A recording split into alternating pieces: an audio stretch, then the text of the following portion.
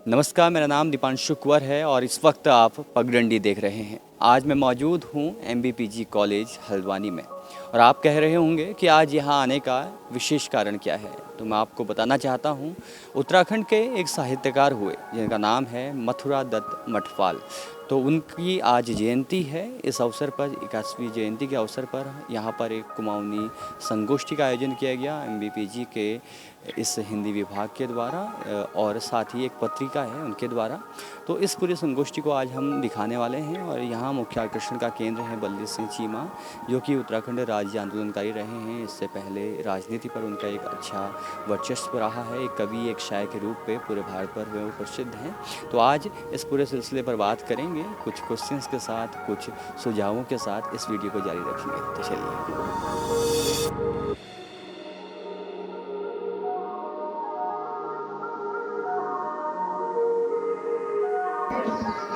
मेरे साथ इस वक्त मौजूद हैं भारत के प्रसिद्ध कवि बल्ली सिंह चीमा जी। सर, बहुत बहुत स्वागत है आपका पगडंडी में। जी धन्यवाद।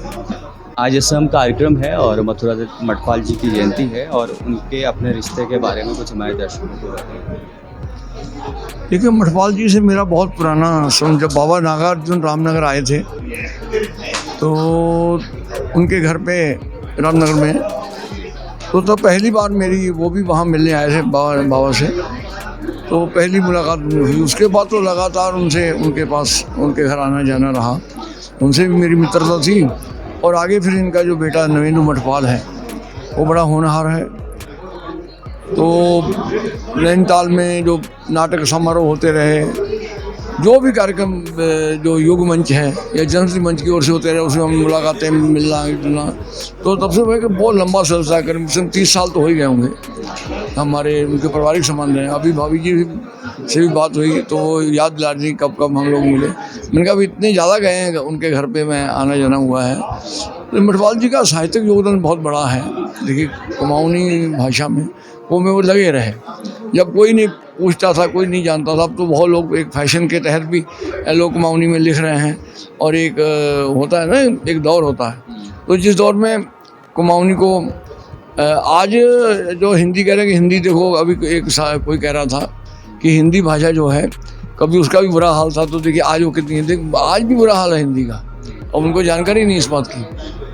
आज भी हिंदी का बहुत बुरा हाल है। हिंदी कोई वो नहीं है। हिंदी को राष्ट्रभाषा कहा जाता है नहीं, वो राष्ट्रभाषा नहीं है वो। ये तो आप रेडियो पे जाके देखिए, राजभाषा है।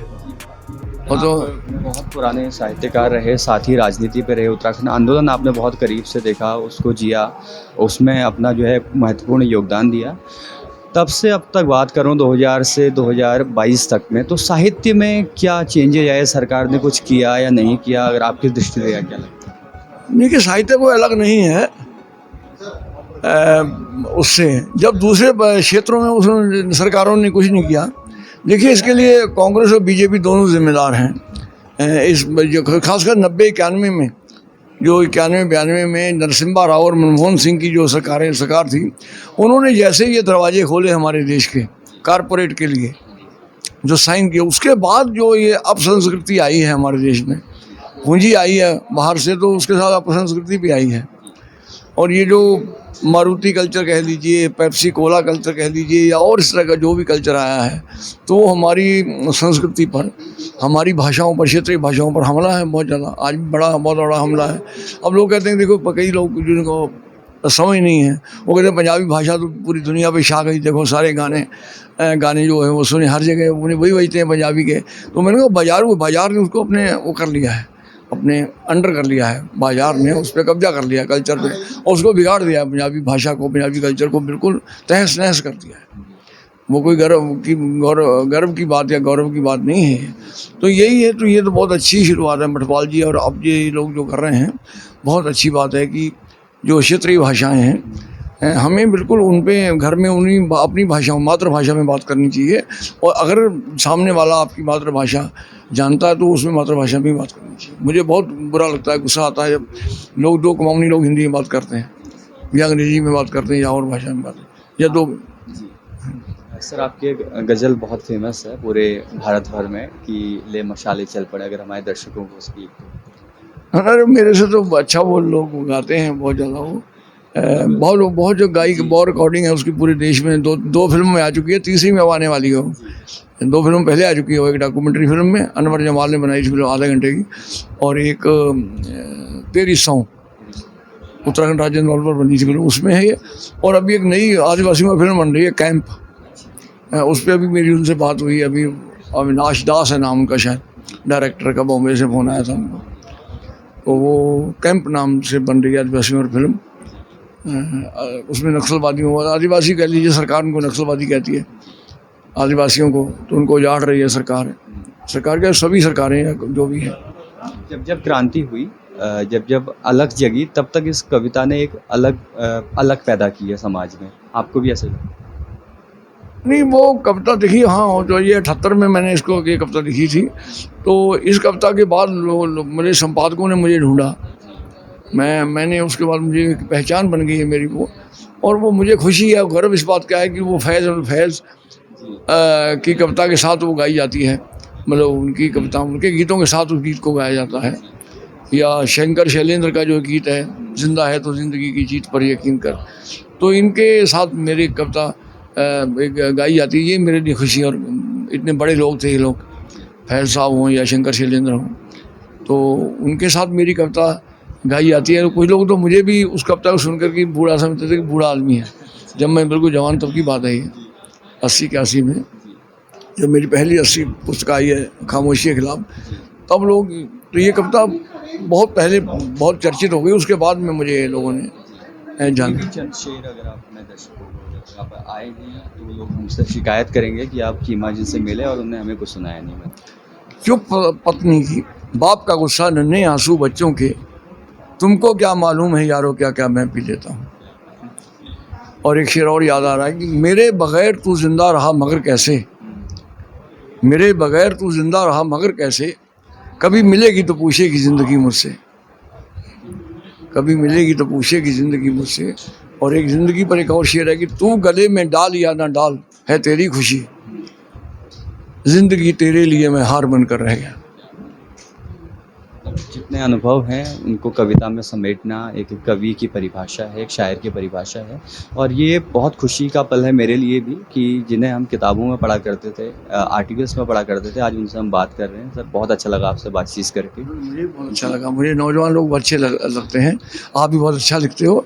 और मेरी दुआ है, मेरी कामना है कि आप और आगे बढ़ें और अच्छी अच्छी किताबें पढ़ा करें। पढ़ना बहुत ज़रूरी है, लेकिन मुझे सबसे ख़राब बात ये लगती है, चलो नौजवान पीढ़ी जो है वो तो मोबाइल से कविता पढ़ती है आगे, और उनको तो हम कह नहीं सकते कुछ। लेकिन मैंने यहाँ, मेरी उम्र के लोग वहाँ मोबाइल से देख के पढ़ रहे थे, कापी नहीं ला रहे। ये बहुत दुख की बात है। ज़रा सा बटन दब गया, वो फिर ढूंढ रहे हैं, लोग इंतज़ार कर रहे हैं। इतना समय लोगों के पास नहीं है, क्या मोबाइल पे ढूंढते हैं। मैं आपको भी कहूँगा कि आगे से मोबाइल पे कभी कविता मत पढ़ना, माइक पे आके डायरी लाना, छोटी डायरी हो या कब। ध्यान रखेंगे हम। मेरे साथ इस वक्त मौजूद हैं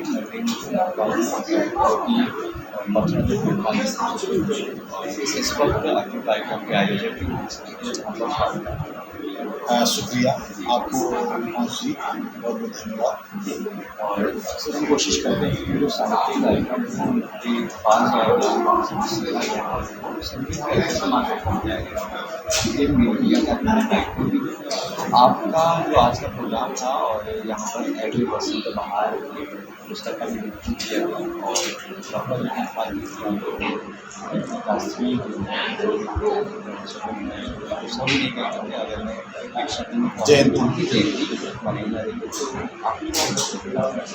असल देखिए, वो ये बात जरूर है, वो मेरे पिता थे, लेकिन मुझे लगता है कि मानवीय साहित्य में उनके काम को तो मैं केवल पिता के रूप में उनके काम को नहीं थी। मैं देखता हूँ कि उन्होंने अपनी दूध बोली, अपनी भाषा, मातृभाषा जिसके लिए उनको शब्द दिया दूध बोली, अपनी दूध की भाषा, उसके लिए जो काम किया, तो उनका समर्पण था।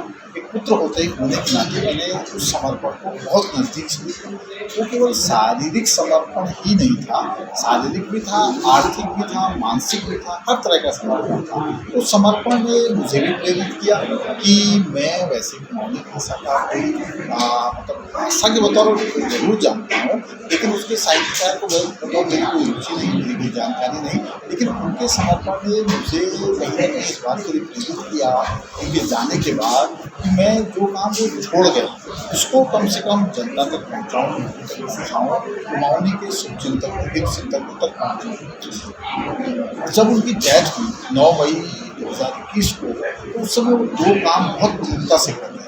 एक तो दुर्गोली का अपना नया अंक निकालने की तैयारी कर रहे थे, जो वार्षिक निकालते थे उसके अंक की तैयारी कर रहे थे उससे पहले, और उससे भी महत्वपूर्ण काम कर रहे थे कुमाऊनी के 100 कवियों के कविता संग्रह को प्रकाशित करना। कुमाऊनी भाषा में ये काम पहली बार होने जा रहा था और ये काम वो लगभग पूरा कर गए थे, लेकिन प्रकाशित नहीं करवा पाए। इससे पहले वो दुनिया से विदा हो गए।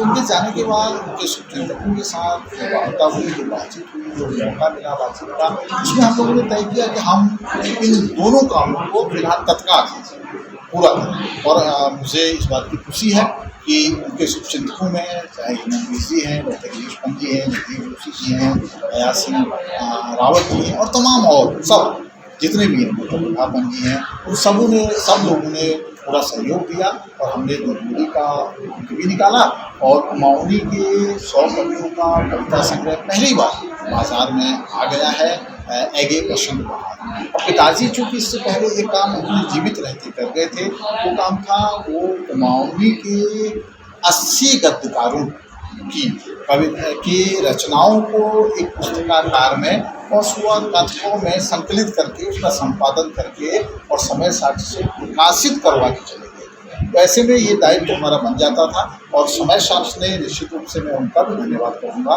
प्रवीण भट्ट जी का, समय साक्ष्य का। उन्होंने इस काम को पूरा किया, बिल्कुल समय से पूरा किया और कल ही ये किताबें हमें मिली और आज इसका विमोचन। बहुत अच्छी बात है। और जो बासंती कवि सम्मेलन उनकी परंपरा रही है, बासंती कवि सम्मेलन आपको याद होगा नवेंदु कि हर साल रामनगर में या फिर सोनी में या अलग अलग स्थानों पर वो करते थे। तो आज आपने जो कवि सम्मेलन किया बहुभाषी, क्या वो उसी की एक पुनरावृत्ति थी या आगे कोई चलेगा, हम ये पूछना चाहेंगे। निश्चित रूप से बेसी आपका सवाल वाजिब है। मैंने काफ़ी इस पर सोचा, हालांकि उनके जीवित रहते मैं इस सब में बहुत इंटरेस्ट नहीं था, मौनी साहित्य में या उनके कार्यक्रम में मैं जाता था, जहाँ जिम्मेदारी मिलती थी अपनी जिम्मेदारी पूरी कर लेता था, लेकिन मैं कोई इंटरेस्ट नहीं लेता क्योंकि मेरे अपने काम थे। लेकिन अभी मैं जब हम लोग इस कार्यक्रम की तैयारी कर रहे थे तो मुझे लगा कि वो उनकी एक महत्वपूर्ण बात थी जिसको समझना चाहिए, मुझे लगता है। और दुर्गोली के आप अभी जो लेटेस्ट अंक है उसमें ये बात आई भी है। वो केवल कुमाऊनी भाषा में अपना काम जरूर करते थे, लेकिन उसके साथ साथ हमारी जो पूर्वांचल की, हमारे पहाड़ की, हमारे हिमालय की भाषाएँ हैं नज़दीक में, नेपाली, गढ़वाली, जौनसारी वगैरह वगैरह, या कुमाऊनी में भी आप देखेंगे मुंशियारी की अलग है, चंपावत की अलग है, वो इन सबको एक जगह इकट्ठा करना चाहिए। और उसके साथ साथ उनको लगता था कि उत्तराखंड में जितनी भी भाषाएं हैं, हम बड़े फलक में देखें तो वो उनमें साल में 1-2 बार वो सब लोग मिले जो अपनी अपनी भाषाओं में, अपनी अपनी लोक भाषाओं में काम कर रहे हैं, वो सब लोग मिले। तो बासंती काव्य समारोह उन्होंने एक समय में लगातार किया, 9 किए, लेकिन बीच में उनकी व्यस्तता या तमाम दूसरे दबाव, आर्थिक भी कारण था, वो कार्यक्रम रुक गया। तो मुझे लगा कि आज एक सुनहरा मौका है कि हम इसकी भी शुरुआत करें। और दुर्गोली ने ये तय किया कि वो वर्ष में जैसी भी परिस्थितियाँ होंगी, एक और जहाँ मफरादत मकबाल जी को उनके साहित्य के साथ याद करेगा, उसके अलावा वो जो कुमाऊँ में वरिष्ठ साहित्यकार हैं कुमाऊनी भाषा के या साहित्य के, उन सबको भी सुनेगा, उनकी जनता से संवाद करवाएगा, उनको सम्मानित करेगा। और हम लोग साल में एक बार नहीं 3-4 बार अपने वरिष्ठ साहित्यकारों के साथ मिल बैठ के गपशप करेंगे, बातचीत करेंगे, उनके जीवन के, उनके साहित्य के सब पहलुओं को जानेंगे, ताकि उनके जाने के बाद जो हम करते हैं उसमें से एक हिस्सा हम उनसे सीधे सीधे जीवित रहते कर सकें। और बासंती काव्य समारोह भी इसी क्रम में और हमारी कोशिश रहेगी निश्चित रूप से कि हम इसको भविष्य में तमाम अपने वरिष्ठ जनों के सहयोग से जारी रख सकें। नवेंदु, मुझे एक बात बहुत अच्छी लगी, आपने कहा जितने भी हमारे उत्कृष्ट जो लेखक हैं, रचनाकार हैं, जिन्होंने बहुत ही महत्वपूर्ण कार्य किया है, उम्र के हिसाब से आप उनके शहर में जा कर के ही उनको सम्मानित करेंगे। इसके पीछे क्या मन चल रहा है? देखिए, असल में इसके पीछे केवल एकमात्र मंशा है। मैं इस बात को पिताजी के परिप्रेक्ष्य में बहुत नज़दीक से महसूस किया। जब पिताजी की डेथ हुई और अगले दिन अखबारों में पर्याप्त छपा, बहुत छपा, मैं भी आश्चर्यचकित, 1.5 पन्ना अखबार में छप रहा है, और बाबा दरिया हिंदुस्तान वगैरह सब। तो हमारे मोहल्ले वालों ने मुझसे कहा, अच्छा वो इतने बड़े साहित्यकार थे, अच्छा वो इतने बड़े थे कि 1.5 पन्ना कोई अखबार दे रहा है, पूरा उनको फ्रंट पेज आधा पन्ना दे रहा है। तो मुझे समझ में आ गया साहित्यकार को समाज में, वर्तमान समाज में वो जगह नहीं मिल पा रही है जो मिलनी चाहिए। तभी से ये मेरे दिमाग में आ गया कि हमारे जितने जीवित साहित्यकार, उनको मैं ये नहीं कह रहा कि कोई हम ऐसा स्थान उनको दे देंगे, हमारे काम करने से उनको क्या स्थान मिलेगा, उनको तो उनके काम में स्थान दे दिया है, लेकिन लोगों के बीच और विशेषकर उनके मोहल्ले, उनके परिचितों के बीच, देखिए ये इतना बड़ा आदमी है, ये कोई छोटा मोटा आदमी नहीं है, इस बात को हम लोग लोगों तक पहुँचाएंगे और उनको जीवित रहते उनके साहित्य को, उनको जो है अपनी ओर से हम लोग सम्मानित करेंगे, उनके काम को हम लोग लोगों तक पहुँचाएंगे। उन्हीं के शहर, उन्हीं के गाँव। बिल्कुल बिल्कुल, उन्हीं के शहर, और जहाँ गांव की स्थिति आएगी बिल्कुल हम गांव में भी जाएंगे, हम छोटे छोटे कार्यक्रम करेंगे, लेकिन हम लोग पूरे प्लान के साथ ये काम करेंगे। और साल में मेरी योजना है कि हम 3-4 बार करें, ताकि जितने भी लोग जीवित हैं हमारे साहित्य के मौनी में विशेषकर, उन सब से हम भी मिल सकें, हम भी चीज़ों का डॉक्यूमेंटाइजेशन कर सकें। पिताजी के पास अब मुझे लगता है बहुत सारी चीज़ें थी, है ना। जब वो बीमार हो गए, लगभग 1 साल बीमार रहे, तब बहुत सारे लोगों ने कहा अरे हम बात करना चाहते हैं, हम बात करना चाहते हैं, लेकिन उस समय वो स्थिति नहीं हुई। हालांकि फिर भी उन्होंने कई बार, और हेमंत जी जानते हैं कि मतलब बिल्कुल बिस्तर में बिल्कुल बैठ पड़ते हैं, और फिर भी उन्होंने बहुत सारे कवि सम्मेलनों को ऑनलाइन संबोधित करने होते हैं, है ना। तो ऐसी स्थिति क्यों आई? आखिर हम अपने साहित्यकार को कब समझेंगे? हम केवल राजनेता को समझेंगे, एक वार्ड मेंबर को तो पूरा शहर जानेगा, और एक राष्ट्रीय स्तर के साहित्यकार को उसके पड़ोस का आदमी नहीं जानेगा।